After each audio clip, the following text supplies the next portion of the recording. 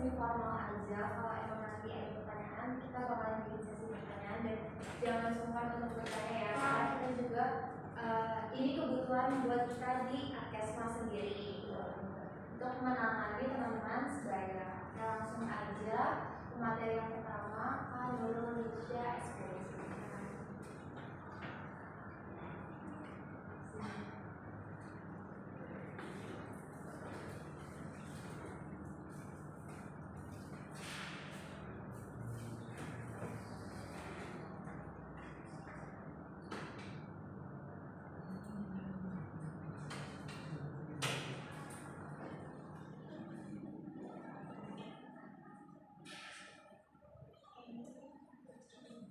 Assalamualaikum warahmatullahi wabarakatuh. Waalaikumsalam warahmatullahi wabarakatuh.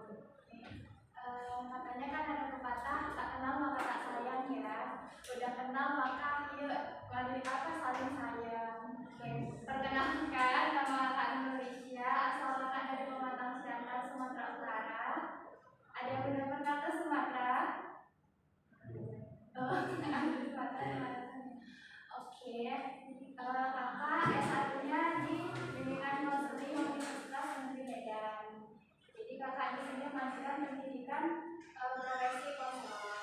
Jadi di sini kakak akan membawakan materi terkait keterampilan mendengarkan sebelum kita membantu teman-teman kita yang membutuhkan terkait tadi kan PKSKM atau Adkesmas ya. Nah berarti kan nanti pertama kali mereka bakalan datang terus ceritakan. Otomatis pertama kali yang akan kita lakukan pasti mendengarkan kan, mendengarkan. Jadi untuk materi yang akan saya bawakan itu terkait keterampilan mendengar dan memahami teman sebaya. Jadi kita rajin mau sharing-sharing lah selama ini yang praktek yang udah kita lakuin kakak sebagai praktikan calon konselor ya yang akan menjadi seorang konselor dan teman-teman di sini juga nanti akan menjadi konselor sebaya seperti itu. Jadi sebenarnya nggak mesti dari teman-teman, bahkan kayak teman-teman di sini itu terpilih untuk menjadi orang yang akan mendengarkan teman-teman yang membutuhkan. Nah, kakak boleh nggak sih sebelum kita masuk ke materi ini, kakak mau minta teman-teman pernah nggak sih teman-teman merasa cerita tapi nggak didengerin sama temennya? Kayak temennya main HP terus dicuekin, pernah nggak sih teman-teman? Nah, gimana perasaannya teman-teman?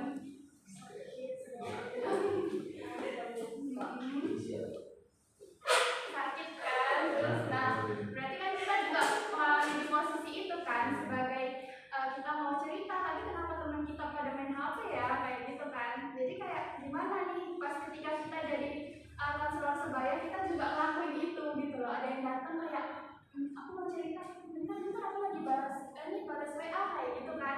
Pasti kan sedih ya temennya, padahal dia butuh loh. Kita kan nggak tahu dia punya teman cerita di luar sana atau enggak gitu kan. Nah sebelum sampai ke materi, kakak mau minta tolong nih sama 5 orang teman maju ke depan.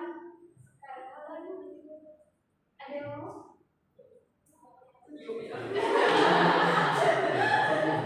Bantuin kakak ini, oke? Jaraknya jauh di ujung sana, satu agak jauh di sini, dua lagi, satu aja deh, oke? Kita melatih ini ya, nyampe nggak sih pesan yang kakak kasih di sini sampai ujung apakah sama?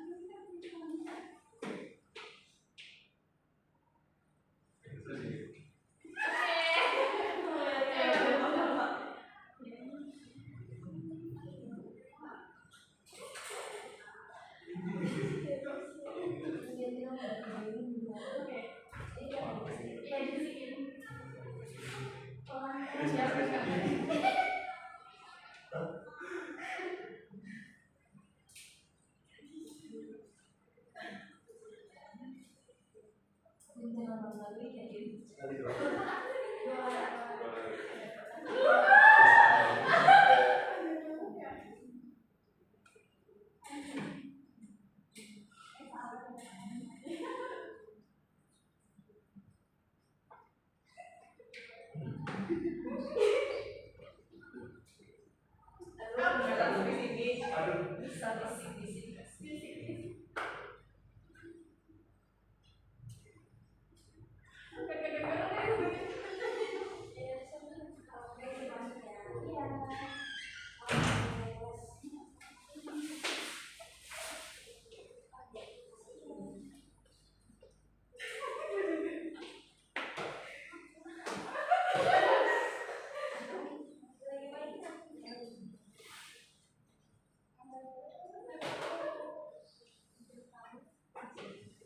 Udah, ya Widi udah tahu apa? Oke. Gak apa-apa. Ini kan sekalian latihan pendengaran ya. Karena kan kita nggak tahu ya yang datang sama kita tuh kan mungkin yang dipendam banyak banget nih, dia cerita panjang lebar kayak yang dipendam selama ini kan kita nggak tahu ya mereka ngeluarin apa. Kita kan cuma kayak dengerin oke nanti kita cerita itu kan. Jadi kayak intinya apa ya dalam cerita, tapi kita masih kayak apa ya panjang banget pastinya kita nyari poin-poinnya. Ini kan melatih ingatan juga, terus kayak pendengaran kita kayak dari ujung udah kak aku dulu apa tadi kalau dari apa ya ada di sini oke dari ujung dulu ya apa kamu ini salah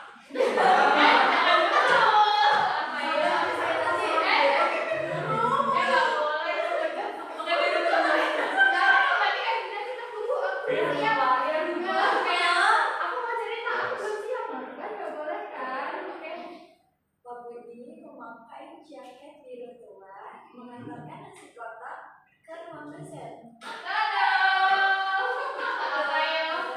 Pak Budi memakai jaket biru tua membawa nasi kuning ke ruang rapat lantai 3. Enggak, ternyata adalah Pak Budi. Ini salah. Banyak banget. Gak apa-apa. Karena kan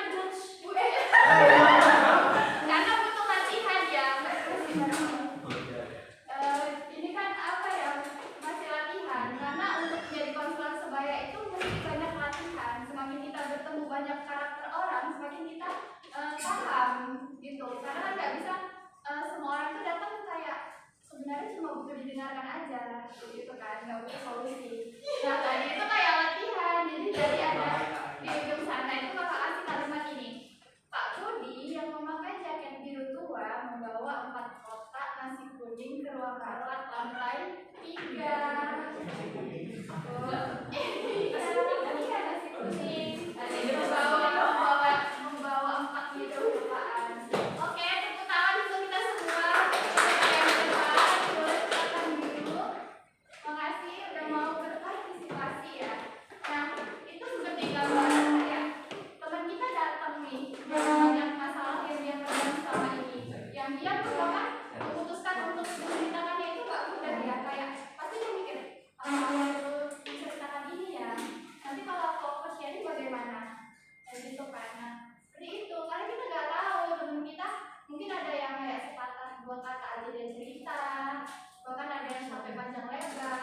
Jadi kita perlu mendengarkan penuh hadir gitu. Jadi kita harus hadir mendengarkan, kayak tanpa kayak kita mikir, aduh, aku kan tinggal rumah nih, gimana, kayak gitu kan. Karena kita kan nggak tahu. Bahkan di sini kan udah ada tempat pulang juga gitu kan. Jadi dari kakak mungkin materi yang akan kakak sampaikan terkait keterampilan mendengar dan memahami teman sebaya.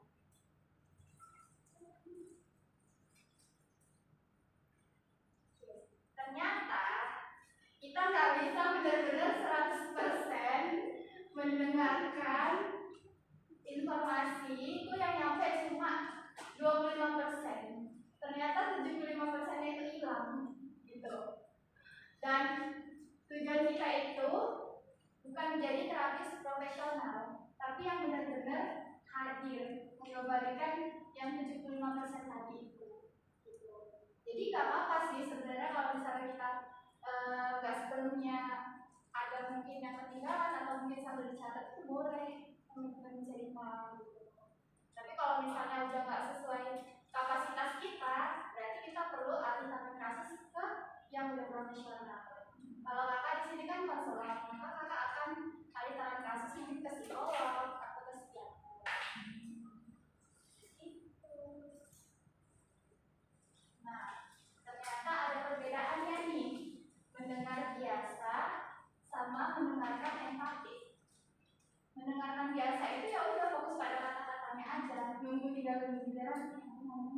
ini aku nggak sih? Atau bahkan kayak ada yang langsung memberi saran atau solusi. Dulu kakak waktu S1, kakak kira kakak sebagai guru BK nanti ada siswa datang ya kakak kasih solusi. Ternyata setelah kakak kuliah pendidikan profesi konselor di sini, ternyata tugas kakak ya hadir. Rata-rata teman-teman itu datang untuk konseling itu udah tahu solusinya sebenarnya. Bahkan ada yang cuma butuh validasi, kayak gitu. Butuh dijualin aja. Kadang kita ditanya, kamu datang ke sini butuh didengarkan, atau kamu mau cari solusi bersama-sama? Ingat, bersama-sama. Jadi kita nggak bisa maksain solusi dari kita, belum tentu dia bisa melaksanakannya. Gitu. Karena kan setiap orang berbeda-beda. Nah, mendengarkan secara empati itu menangkap kata, perasaan dan makna, hadir sepenuhnya di momen itu. Jadi jangan fisiknya di sini, tapi pikirannya udah kemana-mana kayak gitu kan. Terus ada yang bertanya untuk lebih memahami, itu lebih bertanya. Tadi misalnya ada bagian yang sering diulang-ulang biasanya, kayak aku takut kak membebani teman-temanku, aku gak mau mereka aku jadi bahan pikirannya, jadi lebih kayak aku gak bisa kak. Nah, coba ditanya kenapa, emang udah beneran, emang kamu mau beban, kenapa kok ucapin seperti itu. Terus menahan asumsi dan baca bahasa tubuh. Nah, untuk selanjutnya, ternyata kita perlu menyelami makna di balik ceritanya. Kayak kakak tadi, kan dia berulang-ulang tuh ngobrol. Coba ditanya sebenarnya apa sih yang terjadi? Itu awalnya gimana? Misalnya dia udah selesai cerita, udah diem. Nah, kita kan pasti ada beberapa pertanyaan yang untuk kita balik kan. Itu coba ditanyain pelan-pelan. Terus apa yang kamu rasakan sama ini? Ini udah seminggu, 3 hari, atau udah berbulan-bulan? Nah, dan ditanya sebenarnya kalian kebutuhannya apa? Dengarkan, ditemani, atau dikasih saran. Jadi setiap orang itu berbeda-beda dan datangnya itu berbeda-beda tujuannya.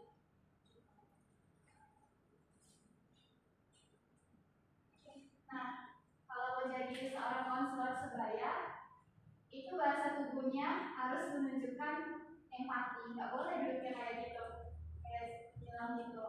Jadi harus hadir sepenuhnya. Nanti kita di akhir ada pelatihannya ya setelah materi berikutnya terkait cara duduknya, gesturnya, aku siap terima nggak, kalau misalnya bilang kayak gini, atau pas duduk nyandar, itu siap nggak. Terus tatapan matanya itu harus sambil dia cerita kita juga lihat tatapan matanya, tapi yang nggak terus ditatap, karena kan ada sebagian orang yang nggak nyaman ya ditatap terus gitu kan. Terus duduknya kita relax atau enggak, karena kan pasti kelihatan ya dari bahasa tubuhnya konselingnya sih atau teman-teman yang datang. Oke, nah ini beberapa teknik dasarnya itu kayak ya udah kita respon kayak oke, terus sambil ngangguk-ngangguk, tapi jangan yang ngangguk-ngangguk aja ya, karena nanti kita ngangguk-ngangguk tapi kita nggak tahu apa yang diceritain, sama aja gimana kita mau responnya gitu kan.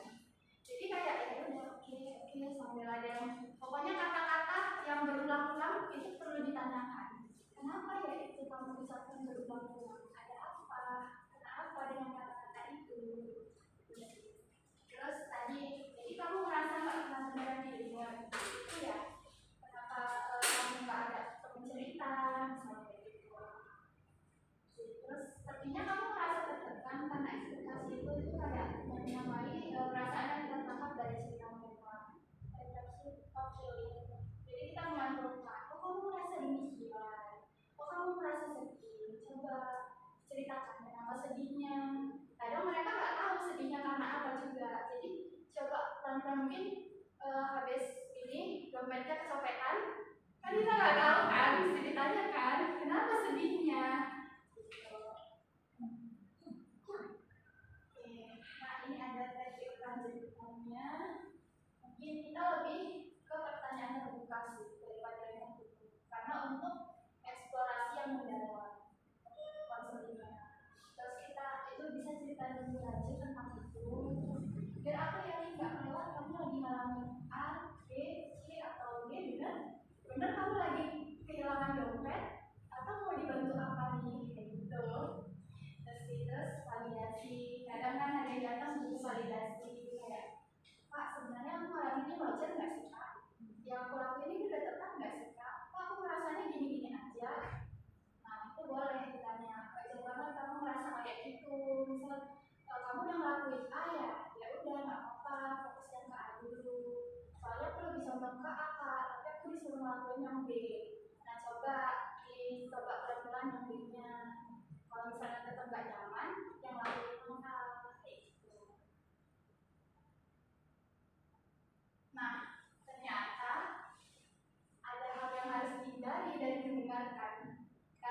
di awal tadi pasti kita kayak udah, wah dia mau datang nih, aku harus ngasih solusi. Nah itu nggak boleh, nggak boleh. Tuh. Jadi ya udah didengerin aja dia cerita panjang lebar. Karena kalau misalnya konseling, oke kamu hari ini mau oversharing ya sama kakak, ya udah silahkan oversharing aja nih, kayak gitu. Terus mengalihkan ke pengalaman sendiri itu lebih, aku juga pernah ngalamin itu, aku dulu gini kayak gitu tuh nggak boleh ya. Terus menghakimi atau memihak, kamu segitu aja, aku dulu lebih parah loh kayak gitu. Terus meminimalisir masalah itu malah nggak seberapa ya, itu ringan banget masalahnya. Aku dulu lebih berat, aku dulu ketemu dosen udah sampai usir-usir kayak gitu tuh nggak boleh.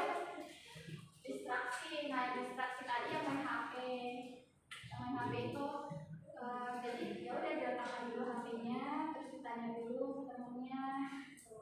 Terus yang berpura-pura mengerti ini bagian mana coba? Yang ngangguk-ngangguk tadi kan?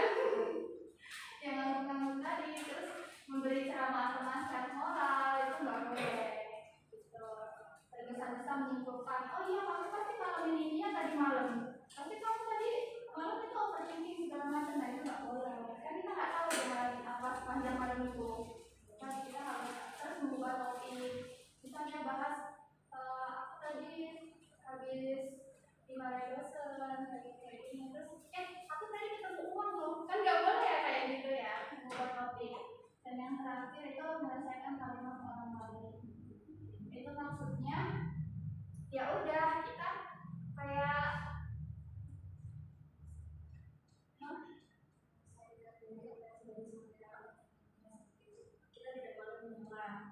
nggak boleh menyela. Oke, mungkin ada kalimat yang paling baik. Terkadang hal yang paling menyentuh yang bisa kita berikan adalah hadir sepenuhnya, tanpa solusi saya pakai, hanya dengan kehadiran yang tulus. Bahkan kayak mereka tuh kalau di kakak ya yang udah praktek selama ini tuh kayak mereka datang ditanya mau apa yang diceritain ya, nangis, dia udah butuh dipupuk dulu. Tapi nggak lihat orangnya juga ya. Maksudnya kadang kan kalau kita berlawan jenis pasti ada batasan kan, gitu. Nah tapi kalau misalnya perempuan pasti nanti disediain tisu segala macam. Bahkan ada yang cerita sambil gemeteran. Bahkan ada yang kak tahu aku datang ke sini aku bingung dengan segala perasaan itu apa yang harus aku lakuin. Dia udah ngelakuin segala macam tapi kayak gitu flat aja kak. Ini itu aja dari kakak. Sekian kakak akhiri, mungkin kurang dan lebihnya kakak mohon maaf. Assalamualaikum warahmatullahi wabarakatuh.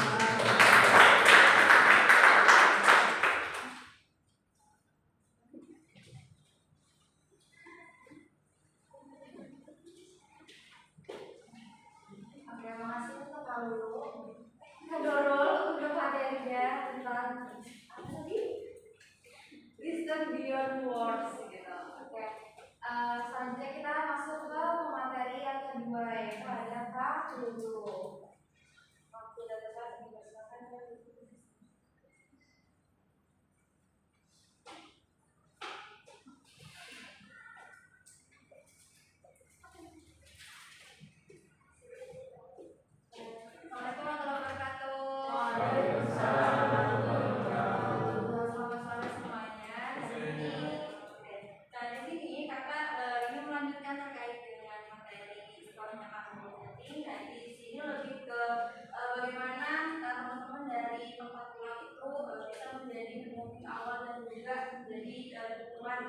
Untuk teman-teman sebayanya seperti itu. Nah, sebelumnya kakak pengen tahu nih, pengen tanya ke teman-teman semua. Nah, kalian udah tahu belum sih terkait dengan sebaya itu seperti apa maksudnya?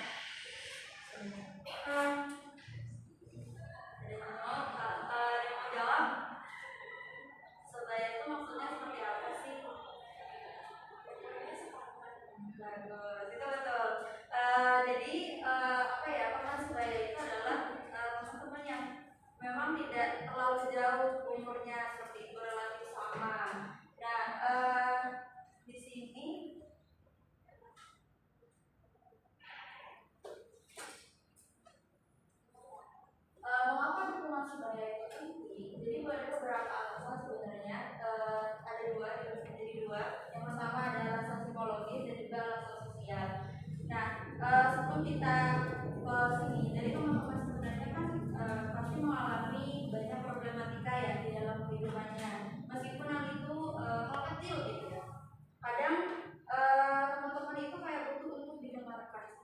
Kadang ada orang yang memang juga tidak terlalu untuk mau untuk bercerita seperti itu. Nah, tapi kebanyakan dari teman-teman semua ketika kalian butuh untuk didengarkan, pasti kalian akan menemukan teman yang paling dekat dengan kalian, ya kan? Karena apa? Pertama, nah sekarang masuk. Yang pertama, merasa lebih dimengerti karena seumuran. Yang kedua ada tidak takut dihakimi atau dimarahi. Yang ketiga ada lebih mudah terbuka secara emosional. Yang keempat ada akses lebih mudah dan cepat, rasa aman karena sudah saling percaya. Dan dari alasan sosialnya, pertama ada jarak sosial yang lebih kecil, pengalaman hidup yang mirip. Terus selanjutnya ada tidak ada hierarki formal. Selanjutnya bisa dihubungi kapan saja dan yang terakhir yaitu bahasa yang sama dan relate seperti itu. Nah, kenapa teman-teman itu lebih mau untuk bercerita kepada teman sebayanya? Ini adalah alasan itu. Nah, dari teman-teman kan cenderung untuk tidak bercerita kepada orang tua ataupun dosen karena pertama jarak dari umurnya juga terlalu cukup jauh dan kalian juga tidak siap untuk mendapatkan respon dari orang tua ataupun dosen seperti itu. Karena kan pasti kayak kalau kita cerita sama orang tua pasti kita mikirnya pasti kita bakalan dijudge nih sama orang tua kita atau kayak malah dipikir kan cuma masalah itu doang kayak gitu atau enggak mungkin kita kayak kurang enak untuk ngomong sama orang tua kita gitu kan karena kita mikirnya kayak orang tua kita kan udah capek nih kerja seharian masa kita masih mau membebani terkait dengan masalah-masalah yang menurut mereka mungkin sepele gitu. Nah dari WHO sendiri tahun 2013 itu memang mengatakan bahwasanya dukungan dari sebaya itu adalah yang memang benar-benar efektif untuk lingkungan sekitar. Itu karena dengan beberapa alasan yang sudah disebutkan di sini. Nah, selanjutnya yaitu adalah memahami tanda-tanda seorang teman yang butuh bantuan. Jadi ada beberapa tanda di sini. Yang pertama ada tanda-tanda emosional. Jadi teman-teman itu perlu untuk mengetahui tanda-tandanya seperti apa. Jadi kalau teman-teman melihat entah itu dari teman kelasnya seperti itu ada yang berubah kayak dari awal dia ceria gitu kan. Dari awal ceria terus tiba-tiba malah timbul tanda-tanda seperti apa yang disebutkan di sini. Yang pertama ada tanda-tanda emosionalnya.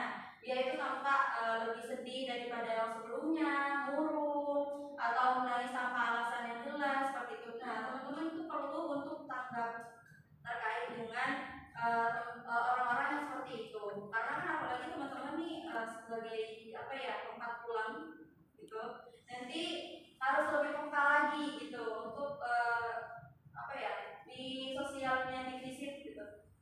Teman-teman yang ada di visit kalian harus perlu untuk lebih peka melihat apakah ada nggak sih teman-teman yang ada di visit itu yang awalnya ceria baik-baik aja terus tiba-tiba berubah dari melihat dari tanda-tanda di sini. Mungkin teman-teman juga bisa catat atau di foto terkait dengan tanda-tanda yang ada. Siapa tahu dari teman-teman itu apa ya melihat teman-temannya berlaku seperti ini gitu.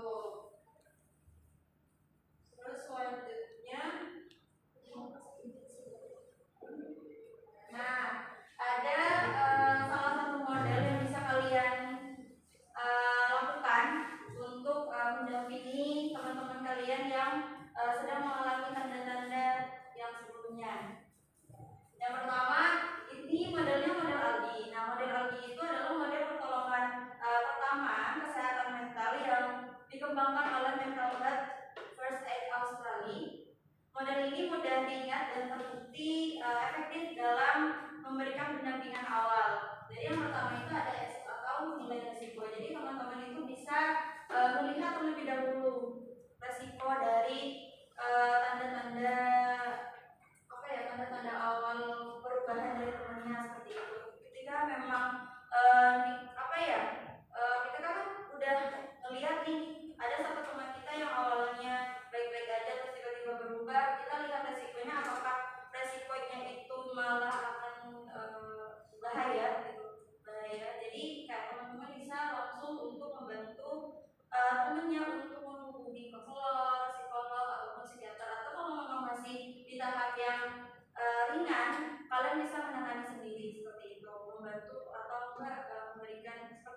dikatakan oleh Kak Nurul tadi, kalian hadir sepenuhnya kepada mereka, kalian mendengarkan, karena memang tidak semua orang itu butuh solusi, tapi hanya butuh untuk didengarkan.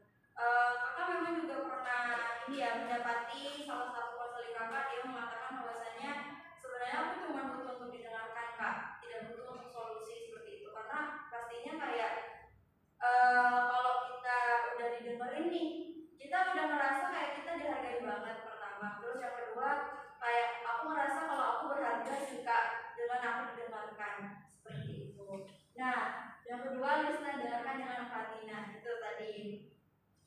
Terus jadi ya teman-teman hadir sepenuhnya, peduli kepada mereka tanpa embel-embel apapun seperti itu. Jadi kalian tidak perlu untuk berpura-pura untuk apa ya, kayak kasihan kepada mereka gitu.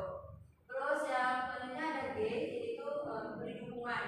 Jadi kalian bisa memberikan dukungan kepada mereka, bisa memberikan informasi terkait dengan bantuan-bantuan profesional ketika memang resikonya udah menuju ke sedang atau enggak ke tinggi seperti itu. Terus ada yang E, yaitu dorong cari bantuan. Hampir sama sebenarnya. Dan yang terakhir itu juga dorong tolong diri sendiri. Nah, artinya itu adalah dari teman-teman bisa memberikan apa ya, gambaran seperti halnya kayak dari teman-teman itu yang sedang mengalami kayak overthinking atau stres gitu ya.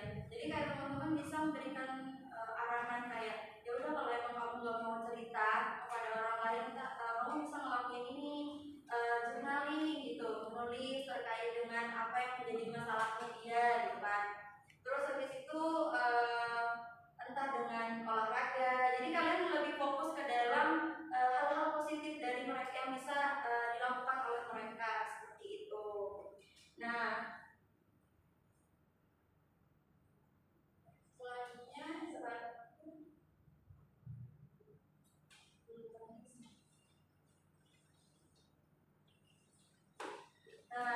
dari teknik komunikasi empati yang pertama itu adalah mendengarkan aktif. Jadi kalian mendengarkan secara aktif seperti apa yang sudah disampaikan oleh Kak Nurul tadi seperti itu. Dan yang kedua, respon yang membantu versus tidak membantu. Jadi ada beberapa contoh kalimat ya di sini. Yang pertama, aku dengar kamu, kayaknya kamu lagi berat banget kayak gitu. Makasih udah percaya cerita sama aku. Jadi kalian bisa mengungkapkan terkait dengan terima kasih, karena kadang kan orang-orang itu sulit buat percaya sama temennya ya, meskipun temen dekat banget gitu. Jadi kalau emang dia udah cerita sama kalian, jadi kalian bisa mengungkapkan terima kasih karena dia udah percaya buat nempatin kalian untuk tempat cerita seperti itu. Karena dengan hal itu apa ya, kayak merasa dihargai juga. Nah, yang ketiga ada pertanyaan terbuka dan tertutup seperti itu. Nah, jadi kalau kalian ingin mengulik terkait dengan masalah apa yang sedang dihadapi oleh temannya, kalian bisa menggunakan kalimat terbuka. Jadi kalimat terbuka di sini kalian bisa apa ya? Intinya itu adalah jawaban dari mereka itu lebih mendalam. Gitu. Nah, kalau tertutup berarti ini berarti kalian ingin memvalidasi terkait dengan apa perasaan yang sedang mereka alami kayak gitu. Sebenarnya boleh digunakan semuanya, tapi hal yang sering digunakan itu adalah pertanyaan terbukanya, karena kalian kan ingin tahu sedalam-dalam mungkin kan terkait dengan masalah yang sedang dihadapi oleh temannya seperti itu. Terus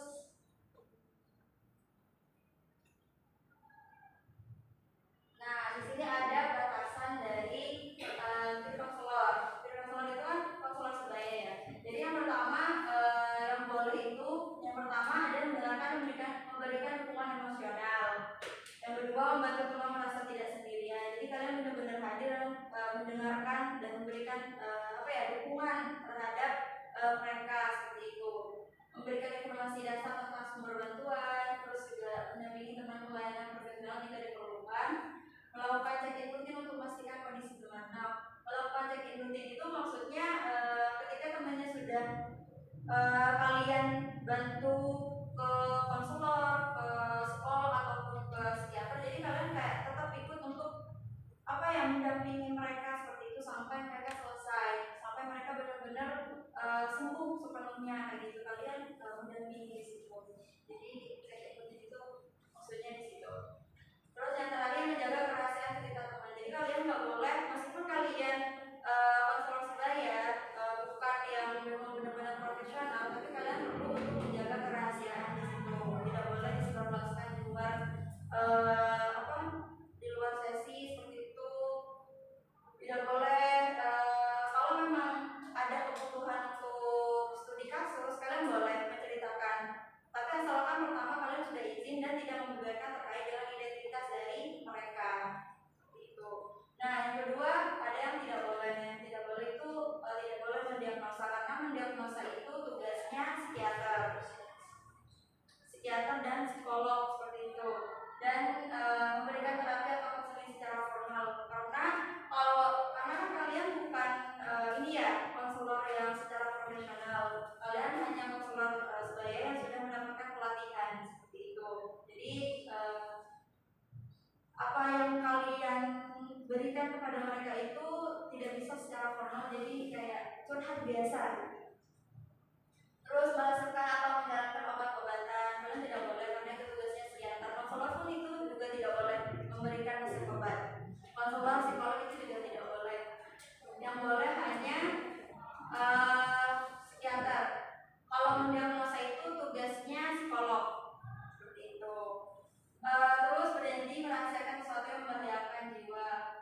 Jadi kalau semuanya temennya itu udah tinggal yang selebgram gitu, jadi kalian tidak boleh harus ngasih tahu kepada orang-orang yang profesional di situ, karena kan itu sudah mengancam jiwa kan, terus juga mengancam dirinya sendiri itu. Terus ada menangguhkan tentang sendiri atau bercerita ke supervisor. Jadi kalian selama menjadi anggota di tempat pulang, kalian sudah mendapati curhatan-curhatan dari teman-teman kalian juga perlu untuk bercerita kepada supervisor. Supervisor itu siapa?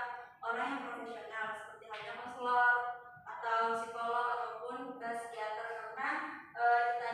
Karena kalian bukan yang profesional seperti itu, jadi kalian perlu untuk konsultasi juga terkait masalah yang dialami oleh temannya. Terus yang terakhir, menghakimi atau memberikan nasihat yang tidak diminta. Jikalau kalian itu tidak diminta untuk memberikan solusi, jadi kalian tidak boleh untuk memberikan solusi. Mungkin hanya itu dari Bapak. Kalau lebihnya maaf. Dari Bapak Hidayah. Assalamualaikum warahmatullahi wabarakatuh. Waalaikumsalam.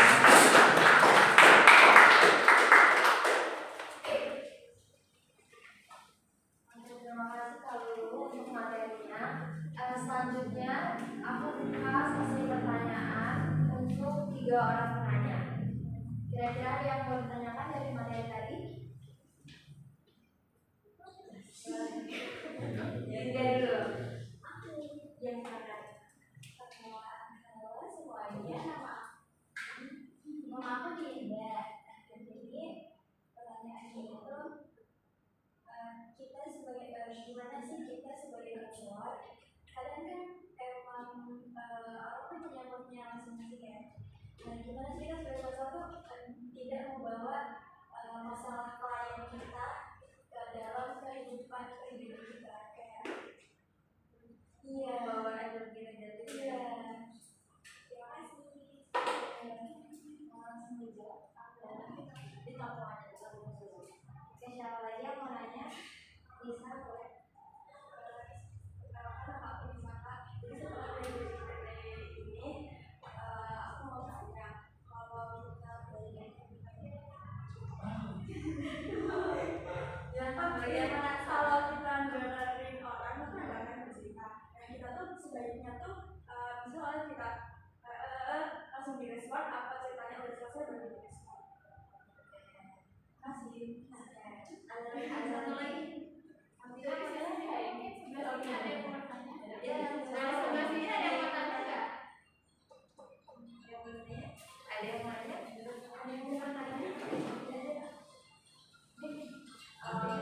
Perkenalkan, nama aku Tina. Aku ingin bertanya, kan ada beberapa orang tuh kalau misalnya dia dicurhatin gitu, ada beberapa orang yang kayak dia tuh nggak pintar dalam merespon, tapi pintar dalam mendengarkan. Nah, gimana caranya tuh kita mendengarkan tapi si yang cerita ini tetap gimana kita kalau misalnya kita nggak pintar merespon, gimana cara kita biar si yang curhat ini tuh merasa dia didengarkan dan direspon gitu. Tapi kitanya tuh nggak pintar dalam merespon gitu.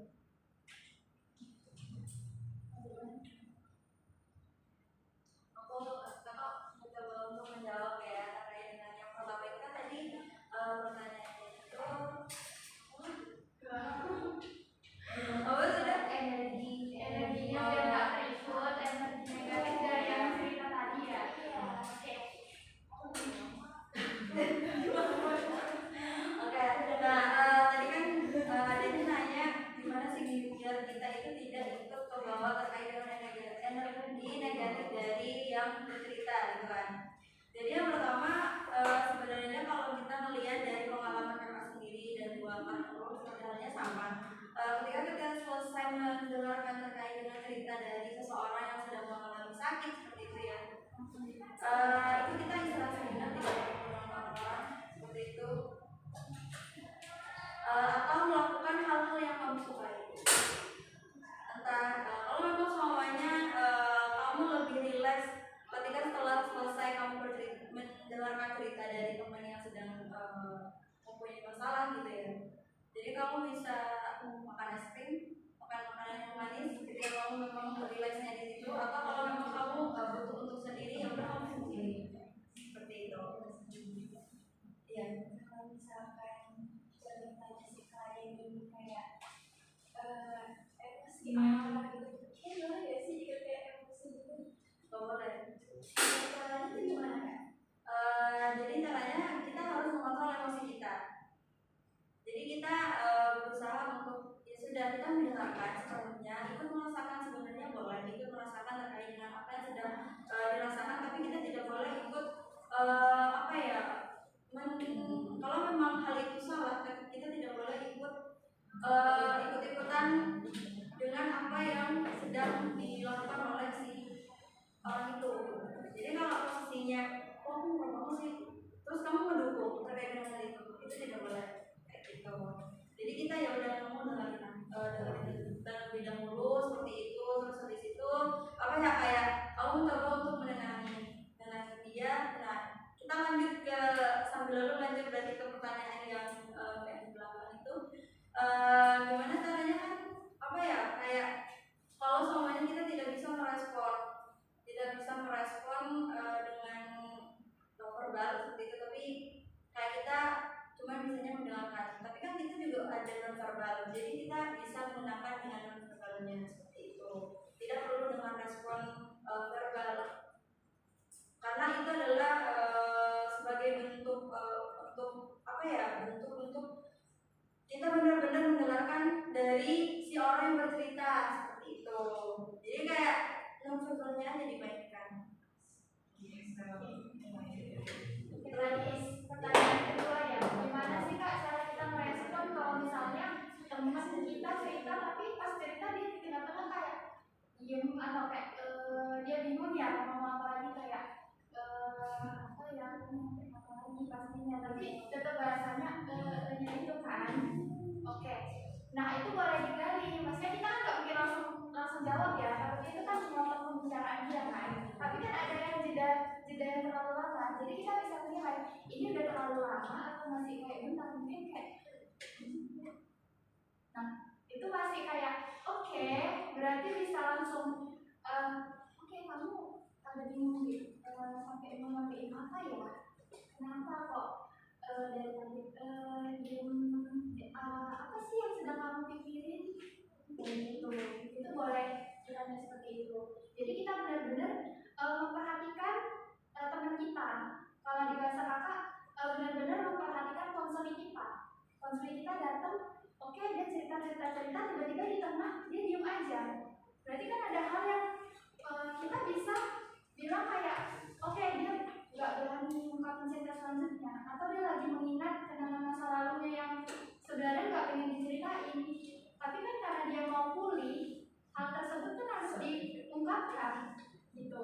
Jadi nggak apa-apa, nanti pelan-pelan kita bakalan tahu kayak ya udah pokoknya datang aja, dengerin, pastinya di kepala kita sebagai konselor sebaya itu pasti muter-muter. Kalau kata dosen kakak itu kayak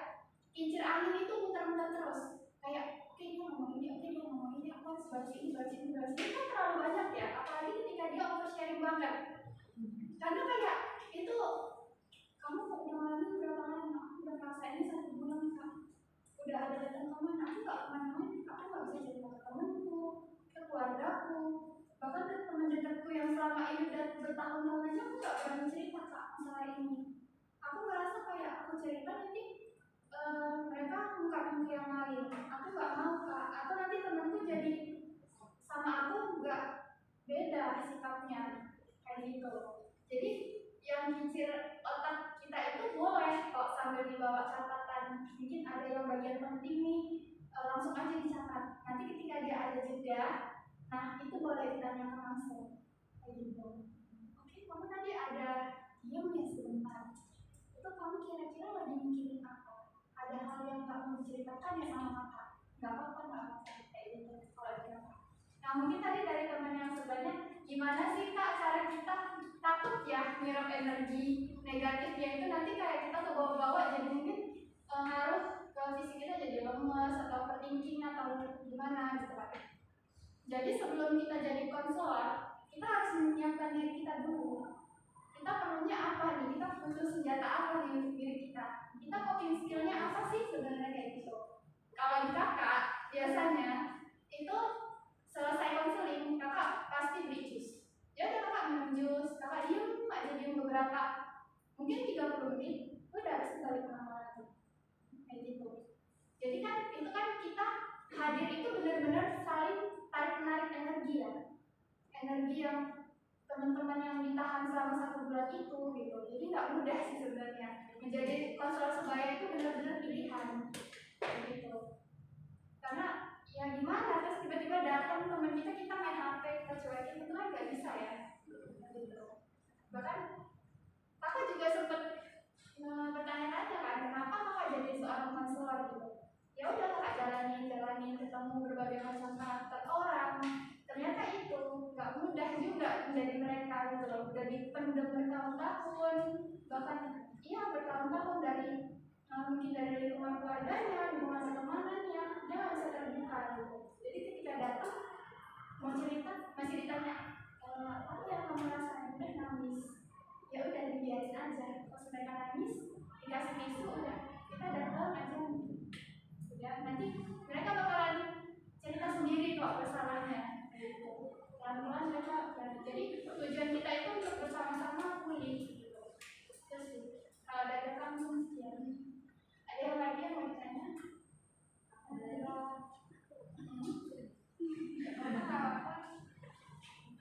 Tapi kalau katanya si konselingnya itu kalau kita nggak ikut ngomongin nggak ikut emosi yang mereka tuh kalau mereka namanya kok yang nggak bisa Memang ini banget pikirannya itu kayak kok nggak bisa gitu sama kayak ceritanya mereka iya emang beneran udah dijalanin. aku kalau sebelumnya kayak gitu kalau misalnya mereka responnya nggak sesuai sama yang aku pengen mereka nggak excited sih kayak gitu kayak kita sendiri Berarti boleh tahu namanya siapa? Dinda. Oke Dinda. Berarti Dinda posisinya jadi konseling ya. Jadi konseling terus kakak responnya kayak ya udah biasa aja gitu. Kok kakak nggak excited ya dengerin cerita Dinda gitu ya? Oke. Dari ini misalnya ruangan ya. Ruangan. Iya memang ruangan. Maksudnya ruangan konseling. Ruangan cuma berdua maksudnya. Dari Dinda datang, pasti kita ngerasain tanpa disadari, kita tahu kondisi kita bakalan gimana. Jadi kita nggak perlu, maksudnya kita nggak sebagai konselor, karena nggak perlu overthinking terkait, aduh nanti responku gimana ya kalau misalnya nggak buat dia tenang. Nah itu nggak boleh. Kita kan nggak tahu tuh gimana kejadiannya. Ya udah kita kan cuma kayak duduk, dengerin, udah nggak apa-apa. Pokoknya jangan terkait itu kita nggak perlu tahu dianya nyaman atau enggak, tapi kita berusaha hadir. Intinya kita berusaha hadir, duduk, merespon kayak aku. Tapi kalau misalnya Dinda, misalnya karena kakak main HP ya wajar, Dinda ngerasa nggak dengerin gitu sih. Tuh, nanti pelan-pelan bisa kok dilatih. Kakak dulu juga kayak gitu, kakak ngerasa kayak nanti gimana ya konseling kakak kok. Dia ngerasa kok aku curang kakak kurang dengerin, atau kakak kok responnya kok sambil desek-desuk. Apalagi kalau kita praktek banyak banget yang harus dipersiapkan. Iya, harus ada ngisi info konsen dulu, lembar persetujuan, terus screening, itu di awal gitu. Tapi benar-benar praktek itu lebih luas lagi gitu. Jadi nanti itu bakalan terbiasa ngalir kayak gitu.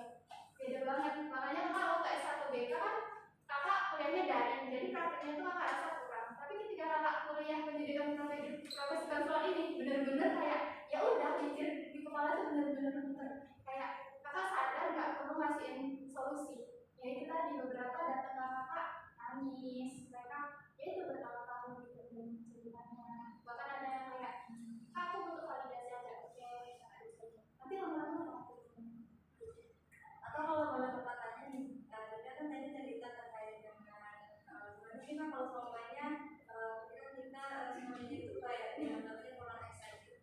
Nah mungkin Dinda sendiri pernah mengalami terkait dengan hal itu nggak? Misalnya merasakan kok dia benar-benar nggak mungkin ada cerita aku gitu. Kamu pernah mengalami terkait dengan hal itu nggak? Iya. oh banyak tahu perasaannya. Tapi Emang benar. Nanti kita bakalan latihan. Jadi nanti ganti-gantian. Nanti ada yang jadi konseling. Jadi ceritanya real. Benar-benar langsung nih ya. Gitu. Nah terus mungkin dari Dinda sendiri ada nggak salah satu poin yang memang sesuai dengan ekspektasi dari Dinda ketika mendengarkan ceritanya sendiri?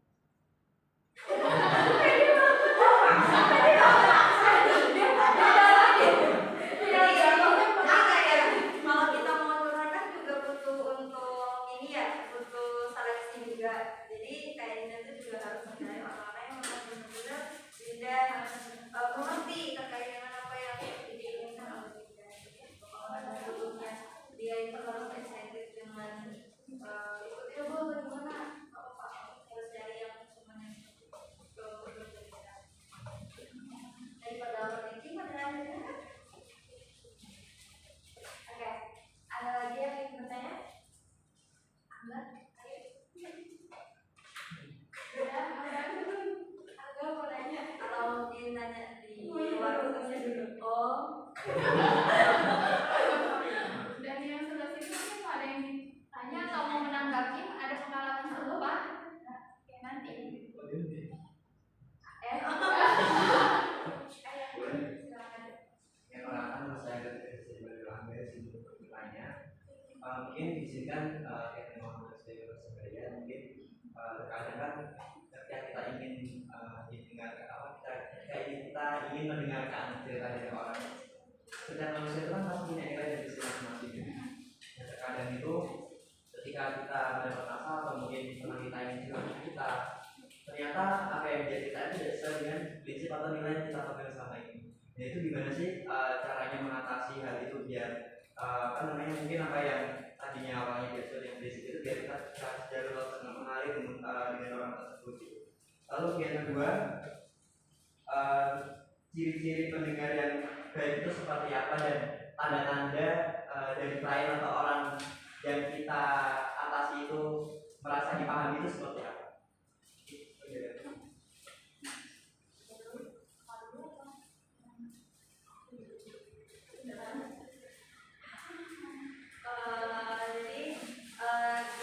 pertama ditanyain orang itu kan terkait dengan bagaimana sih kalau semuanya kita udah nggak sesuai nih nilai-nilainya, maksudnya dari awal dengan si yang bercerita seperti itu. Nah, apa ya? Tidak kesesuaian itu kan ini kita kan punya hak, setiap orang tuh punya hak masing-masing gitu ya. Jadi meskipun kita berbeda, kayak kalau kakak bisa memberikan satu studi kasus nih, apa ya, terkait dengan hubungan sesama jenis itu kan tidak boleh, dan itu kan tidak sesuai dengan apa yang menjadi prinsip kita seperti itu. Jadi kita tidak boleh menghakimi terkait dengan hal itu ya, meskipun memang sudah berbeda dengan prinsip kita dari awal seperti itu. Jadi kita tidak boleh kita tetap harus menghargai dengan apa yang sudah diceritakan oleh si konseling seperti itu. Kita benar-benar mendengarkan, kita tidak perlu untuk kayak wah kamu salah itu, nggak boleh kayak gitu. Jadi kayak ya udah kamu mendengarin aja, mendengarin terkait dengan apa yang menjadi permasalahan dia, meskipun memang sudah bertentangan dari awal, karena ya apa ya, kita memang tidak mendukung terkait dengan hal itu. Jadi kamu sampaikan juga, bukan saya ingin apa ya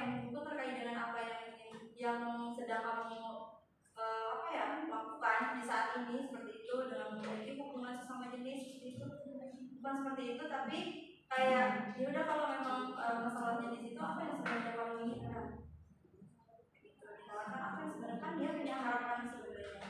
Kalau memang harapan dia pengen berubah, ya udah kamu gimana caranya membantu untuk dia menemukan solusi cara biar dia bisa berubah, dan dia memang benar-benar berkomitmen terkait dengan ingin berubahnya itu. Nah terus selanjutnya apa tadi yang kedua? Ciri penilaian dari dan juga dari beberapa itu kalau misalnya ada nggak sih tanda-tanda ketika orang tersebut lain kita itu merasa ditinggalkan. Pertama pastinya dengan merasa verbal dan juga dengan verbal. Ya kalau verbal ya berarti kita bisa merefleksikan terkait dengan apa yang sedang disampaikan oleh si konsuli. Jadi ada keterampilan memparafrase. Kalau si konsuli sedang bercerita, kamu bisa memparafrasekan dengan bahasa kamu untuk memvalidasi apa yang sedang disampaikan oleh si konsuli seperti itu. Nah itu salah satu contohnya. Terus juga kalau secara verbal kamu duduknya ya udah lebih condong ke depan, benar-benar mendengarkan seperti itu. Jadi kamu tidak main-main gitu. Terus tatapan kamu melihat si konsuli gitu ya, meskipun nggak secara intens karena kan kadang orang itu takut ya buat ditatap secara terus-menerus. Ya udah kita natapnya secara normal aja, nggak perlu yang secara intens. Jadi kayak kita melihat si konsuli ini kayak gimana perilakunya, tempat apa ya, posisi duduknya seperti apa, kayak udah kita lihatin dulu. Habis itu kalau memang dia merasa kurang nyaman, ya udah kita alihin lagi gitu ke kepentingan diselang-seling. Itu pasti udah merasa kayak didengarkan, apalagi dengan kamu coba untuk memparafrase terkait dengan apa yang disampaikan oleh si konsuli, itu sudah maksudnya kayak oh berarti orang ini benar-benar dengerin aku dong kan. Ini Kanur ada yang ditambahkan? Ya mungkin terkait yang menilai tadi ya, takutnya kan ini ya, misal dia udah datang nih ke tempat pulang, terus tiba-tiba bercerita segala macam hal, iya mungkin kita tahu besoknya dia mau kayak gitu kan. Kakak pernah sih di fase gimana ya, kalau misalnya ada yang datang ke kakak cerita, ternyata dia nggak baik-baik, malah lebih parah. Kita takutnya kayak gitu kan. Nah kakak itu dibilang nulis malah mungkin itulah gunanya ada lembar persetujuan juga. Jadi nanti takutnya misalnya kok kita sebagai konselor jadi ngerasa kok aku jadinya nggak membantu ya, kok nggak bisa jadi tempat pulang yang benar-benar tempat pulang, kok nggak bisa ngelakuin ini dengan segala opportunity kita kan, jadi takut kan gitu. Nah itu perlu ada inform consent tadi, lembar persetujuan. Dan kita juga mungkin kita juga bisa melihat dari teman kita tadi, dia ada mengarah dan hal negatif enggak, atau boleh ditanyain kamu misalnya kalau lagi stres atau lagi apa kamu sukanya ngapain kayak gitu. Nanti pelan-pelan sambil ngalir ada yang cerita kok kayak Pak aku senang banget loh aku gini aku cubit tangan keluar atau segala macam kayak gitu.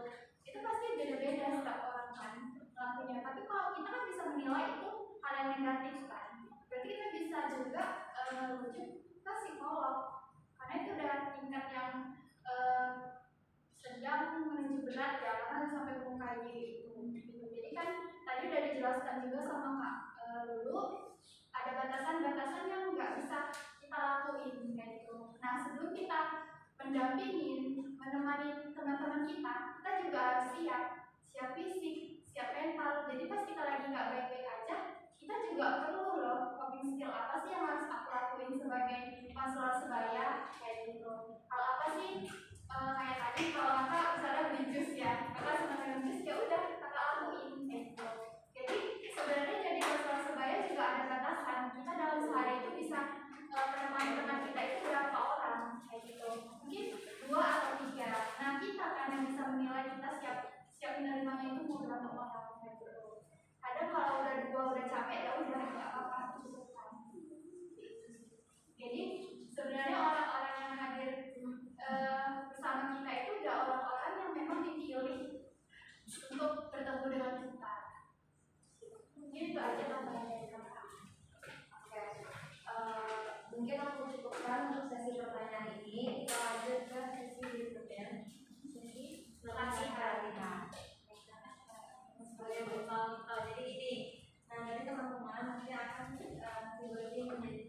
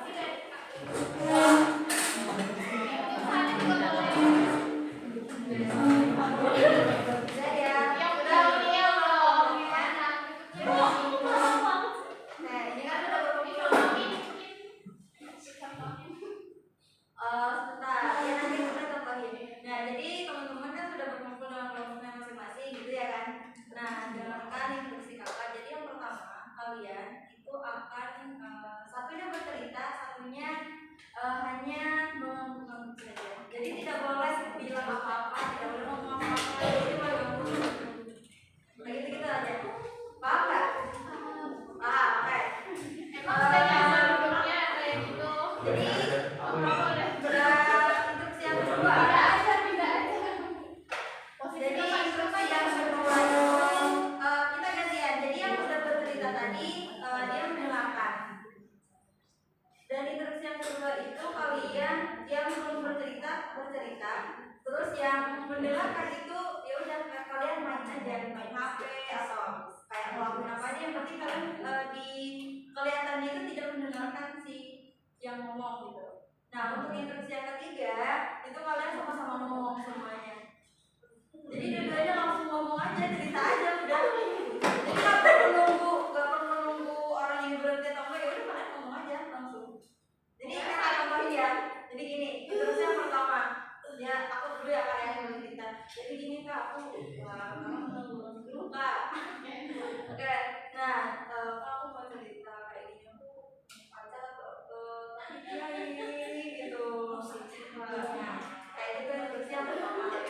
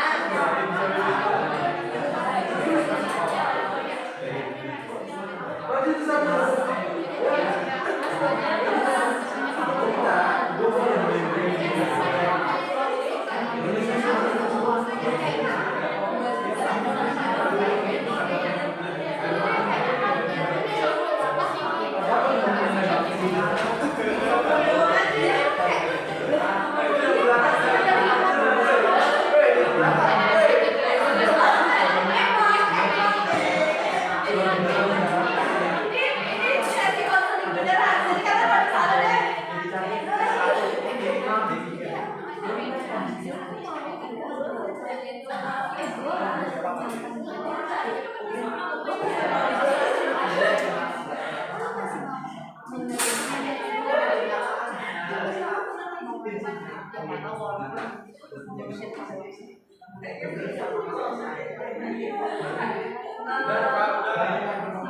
ganti yang ketiga?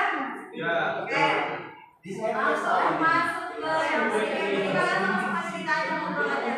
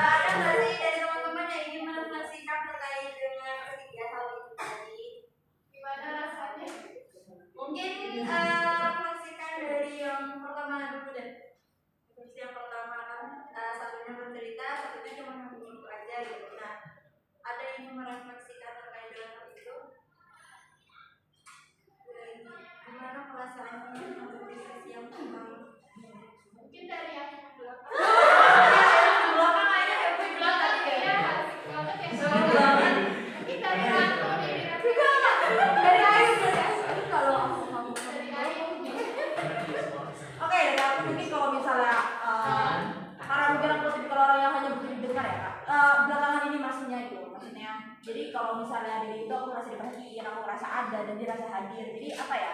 Jadi aku merasa untuk dihargai aja gitu. Jadi kok ya walaupun memang nanti terkadang aku emosi tapi dia nggak aja kayak ya nggak apa-apa itu apa ya hak dia. Tapi yang penting aku sudah merasa bahwa aku didengar, aku dihargai lah kayak gitu. Kalau dari aku sendiri ya kak. Tepuk tangan untuk Ayu.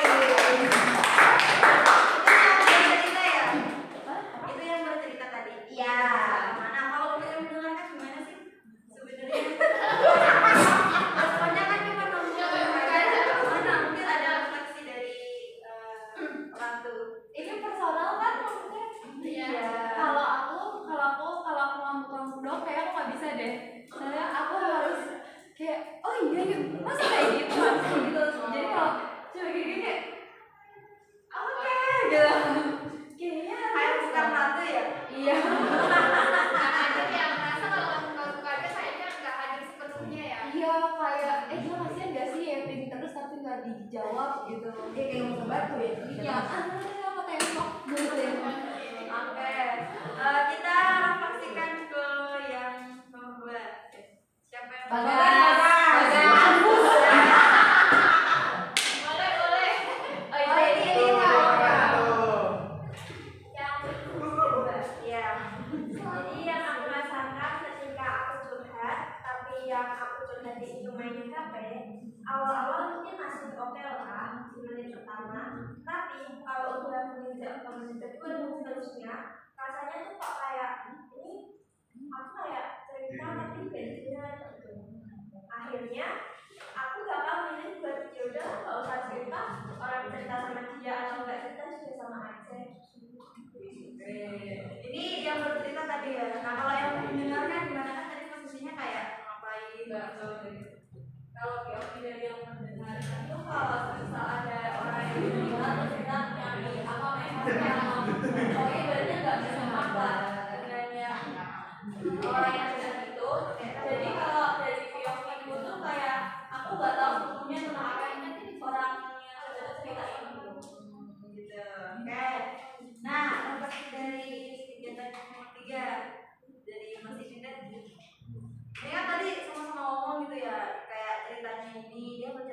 juga bercerita, jadi kayak keburukan kan tapi berbeda.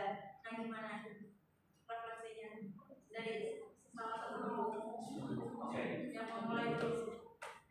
Karena kita ngomongnya dua hal yang berbeda, disingkat. Jadi kita kayaknya suatu hal yang tidak bisa lebih baik, tidak berbeda.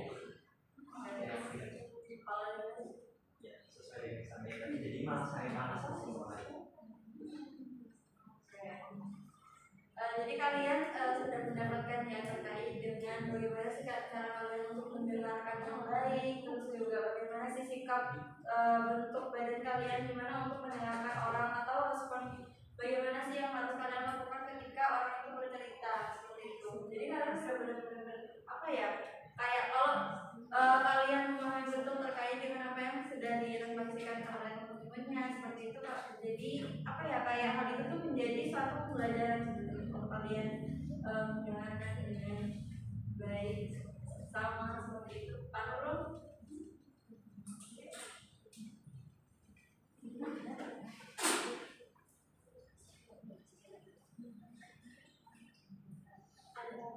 Oke, ada tambahannya kakak ya mungkin untuk teman-teman nih.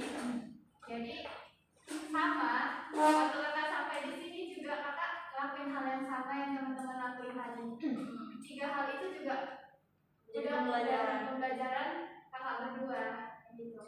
Jadi kita juga ngerasain apa yang dirasain teman-teman, walaupun nggak sepenuhnya, bahkan ada bagian-bagian yang kita juga ngalamin ceritanya, tapi kita kan nggak boleh ya, kayak aku pernah ngalamin, aku harus ngasih saran yang ini tuh nggak boleh. Kan kayak untuk kan kita juga rasanya nggak mau ya kalau misalnya kita cerita juga nggak ngasih apa mendengarkan dengan baik, kayak main HP, kita kan pasti nggak mau juga di posisi seperti itu. Jadi bagaimana kita ingin diri kita diperlakukan, nah kita juga kayak gitu ke orang lain. Jadi kita menilai diri kita dulu sebelum kita berbagi ke teman-teman yang lain. Kayak gitu sih mungkin tambahan dari kakak.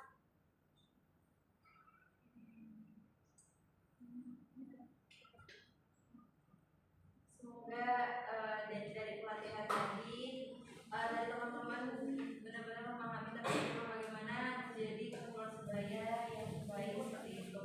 Jadi kalian kayak benar-benar menjadi pendamping awal untuk teman-teman yang lain yang ada di sini, terutama itu ya seenggaknya, karena kan ada kebanyakan orang tidak mau langsung ke dokter, ke psikolog ataupun ke psikiater karena dia itu menganggapnya bahwasanya ketika orang itu udah ke 3 profesional itu tadi, dia anggapnya kayak punya gangguan jiwa seperti itu, stigma ya dari awal lain seperti itu. Mereka takut, jadi kayak hadirnya kalian itu adalah menjadi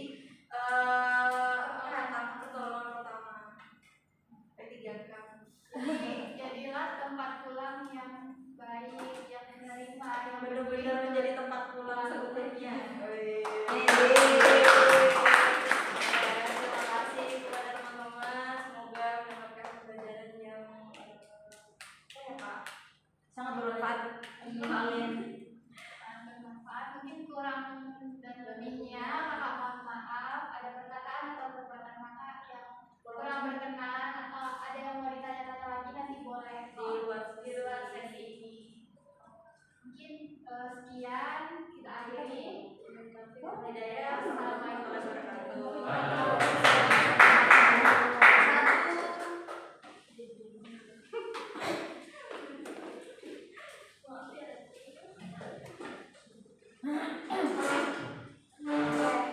Sekian pemaparan materi dan apa tadi namanya? Pelatihan. Terima kasih teman-teman yang udah datang, yang sudah menyempatkan waktunya. Semoga materi dari kakak-kakak ini dan pelatihan kita tadi bermanfaat untuk kita semua, dan semoga kalian di Akesma bisa mendengarkan keluhan mahasiswa FISIP dengan baik, dengan sabar ya teman-teman. Aku tutup untuk acara pada hari ini. Kita ucapkan alhamdulillah bersama. Alhamdulillah. Sekian.